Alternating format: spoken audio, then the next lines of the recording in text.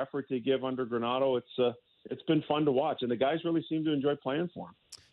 All right, Sammy, you're talking to Leafs Nation here, and everyone wants to know about this Matthew Knies. What can you tell us about the likelihood of him coming, and if he did come, the potential for him to matter, to play at the NHL level at 19 years old?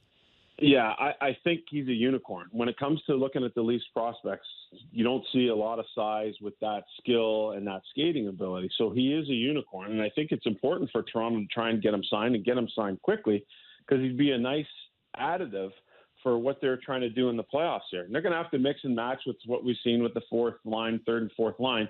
But I did a little bit of research on him. I talked to some people around that U.S. Olympic team, and they think that this guy's no doubt a first-round talent. And he should be able to play with pace.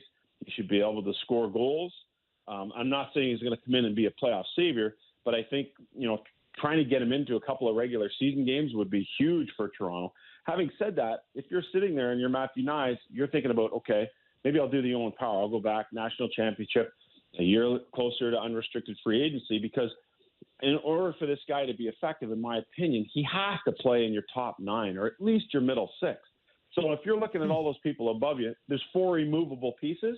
Are you going to challenge for one of those 2 spots after Tavares, Nylander, Marner, and Matthews? Or are you just going to be simply assigned to the third line and slug it out for bottom 6 minutes? Do you want to do that as a guy who has first-round talent, or do you want to wait it out and maybe see what the free agent waters will have for you? But you got to wait a couple of years before you have the ability to do that. Everything, Sammy, I hear is that he made up his mind. He wants to go back. Is there a chance that the Leafs can talk him out of it? Is there a chance that he and his family could maybe change their minds? I would imagine that's why you keep maybe the communication open here, but I don't know, man. This is a freshman, right? This isn't a guy coming out of his senior year. Big difference. And whether or not, and you said it, like, is there a chance that this guy could come in and be a bit of a game changer for you? It's a stretch, man. It is. It's a stretch, and especially in the playoffs, and especially when you know you're not going to be able to give him big minutes. So that's the thing, and he's probably sitting there considering all of those things. When he looks and sees the lineup, and you see Wayne Simmons sitting out, and you see Jason Spezza sitting out, and you see Blackwell sitting out, and you're like, oh my God, these guys are established NHL players, and they're not getting an opportunity. What's a 19-year-old guy just out of college? What kind of opportunity is he going to be given? And is he going to be able to either A, practice enough, or B, get into enough games and get enough minutes in those games to prove that he belongs there ahead of some of those guys? That's a pretty challenging proposition. Now, the flip side of that is, hey, there's going to be some money on the table. You're going to be able to burn a year of your deal. You're going to get to restricted free agency quicker. You're going to put some money in your jeans, and now you can go out and have a summer and really focus singularly on trying to crack that lineup come the fall. But man, the Leafs, there's not a lot of spots out there. That's the issue. I think if you're looking at Buffalo, if you're looking at an Ottawa, you're looking at a Columbus, you're chomping at the bit saying, you know what, I can come in here, I can maybe establish myself here in the final 10 games, go to camp next year with a legit shot of coming out of there and being a guy ready to go and not having to worry about going to the American Hockey League. So with Matthew Knies, I think the situation is different just because of how crowded the forward situation is with Toronto. If he goes back to Minnesota, how different is his situation there? Like, are players leaving? Like, is he going to be getting more ice time than he saw this past year? Will he have the chance to be the guy? Or is it going to be similar to the situation he was in this past season? I'm assuming he had huge opportunity in top-line minutes this year.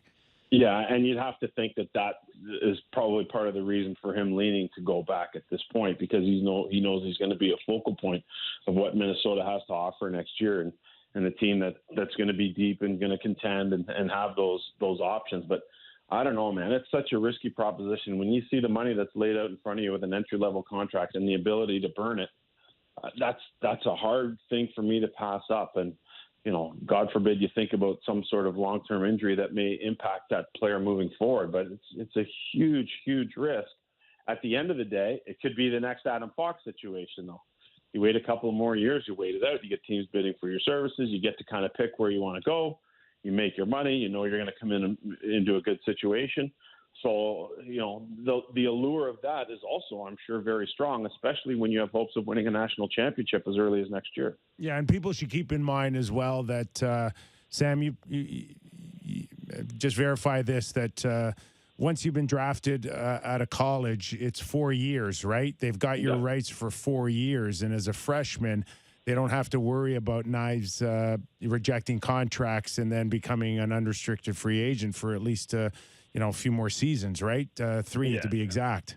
Yeah, and that's the thing. So that's a long waiting period, in my opinion, right? To wait that amount of time, that's a long time to have to wait for both player and team.